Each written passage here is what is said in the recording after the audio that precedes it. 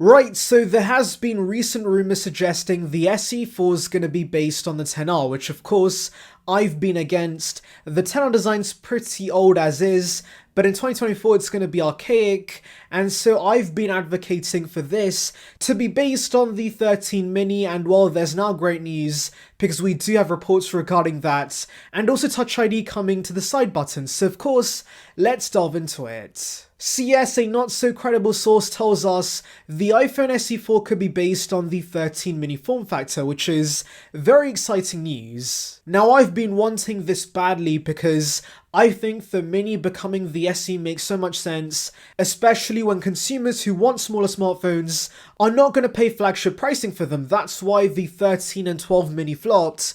But do remember, once the 12 mini hit the refurb store, that of course took off in sales and it sold out within a day, because $450 for a flagship mini experience is a pretty great deal for most consumers. And so yes, officially offering that as the SE4 makes so much sense, and I'm ready for this. But this rumor also makes sense for another big reason, which of course is the fact the SE is a recycle bin device. Apple just puts together parts that they're already producing on the supply chain to produce the SE, so of course a 10R based SE would not make sense since they've not been producing the 10R for years, and it was discontinued years ago. Like, remember, the SE1 directly replaced the 5S that Apple was continuing to offer. The same goes for the SE2, which of course directly replaced the iPhone 8 Apple still sold. And in a similar way, the SE3 is very much based on the SE2 design that of course they've already been producing, so it's best that Apple takes a design that's already in circulation for the SE4, and that is the 13 mini form factor. And yes, I know what you're thinking, Apple kept the 12 but not the 12 mini, so couldn't that be the case next year once the 15s arrive and the 13 series moves down the lineup? Well, do remember, Apple actually ceased production for the 12 mini within a year of release, and so when they kept the 12 mini in the lineup last year, I'm pretty sure they were selling unsold stock, and that's finally all been sold, hence why of course Apple's no longer selling the device. And well, I don't remember that being the case with the 13 mini, I'm pretty sure that's still in production, but of course, even if it isn't, do remember the mini not being a success does mean that Apple has tons of unsold stock that they can use towards SE4 production, so yes, I do think Apple recycling this form factor for the SE makes sense. However, the part that made sense to me with the 10R rumours was the fact the specs would be a lot worse than the other iPhones. That made sense because the SE3 is far behind other iPhones right now, so of course, I do expect Apple to remove some features once the 13 form factor comes to the SE. So for example, dual cameras on the back, I think that's going to be gone, and instead, Apple's going to give us one camera on the back,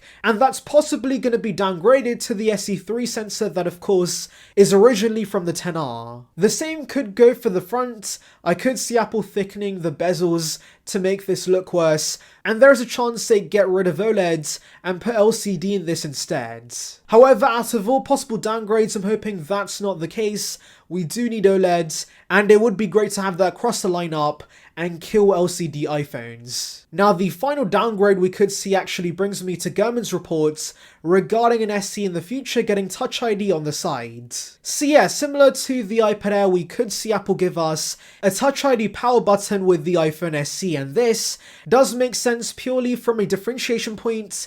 Apple clearly wants to make the SE a lot worse than the other models so that they can upsell you, so similar to the iPad lineup, retaining Face ID for the higher end models and giving the SE Touch ID does make sense. I do wonder about the notch though, because without Face ID, how is Apple going to justify having a notch that only houses the front-facing camera, since do remember the earpiece did move to the top with the 13 mini, so maybe there's a chance that comes back down with the SE4 and is housed within the notch. Either way, even with the notch, this will be a massive upgrade for the iPhone SE range. But ultimately, I do know many consumers who refuse to use Face ID, they prefer Touch ID, so of course, for that market, offering a 13 mini with Touch ID on the sides could be perfect. I will say though that the original source does suggest that we're not going to get Touch ID on this, or even LCD, but to be honest, that sounds too good to be true, because there has to be compromises with the device to differentiate this device And so yeah, I do think there's going to be downgrades. And yeah, that's about it for the rumors. Obviously, do remember the SE4 is still a long while away. We're going to see this in 2024, so I would not be surprised if these rumors do change drastically, and of course, the final SE4 we get is very different. But fingers crossed Apple does incorporate the mini form factor with this device. Anyways, let's delve into your questions. So Samraj Sharma says Apple should go for the mini design with a single camera unit and Face ID. Now, I don't think we're getting Face ID because, as Gurman said, maybe Apple's going to differentiate this and offer Touch ID instead. But apart from that, yes, I do think this is going to be the case.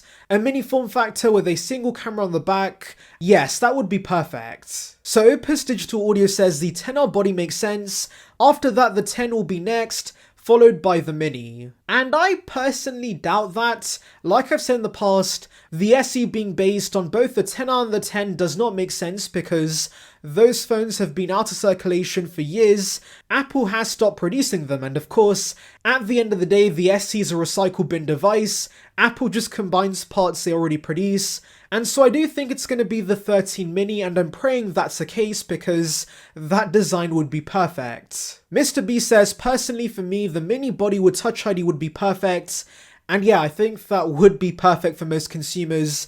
I think that would sell incredibly well because, as I said, there is a market who wants Touch ID iPhones, and there is a market for cheap small iPhones, and so this would be combining that with a near perfect device for the price. So yes, I'm really praying these new rumors are right, and John Pross is wrong about the 10R design coming to the SE because that would not be great. So Danielle theorizes that maybe the SE4 is going to launch in 2023 instead, because Apple did kill the 12 mini that was supposed to be $499, and so that could be a hint they're making another budget iPhone. And personally, I don't think that's going to be the case, because the 13 mini does exist, and I do think Apple's going to wait for that to move down the range so that they can replace that with the SE4 and of course have one mini iPhone in the range. Because I don't think Apple wants two mini-sized iPhones in the range, and so I do still think it's going to be a 2024 release. Anyways, that's about it, but of course, tell me your thoughts regarding these reports in the comments. Anyways, thank you for watching guys, make sure to like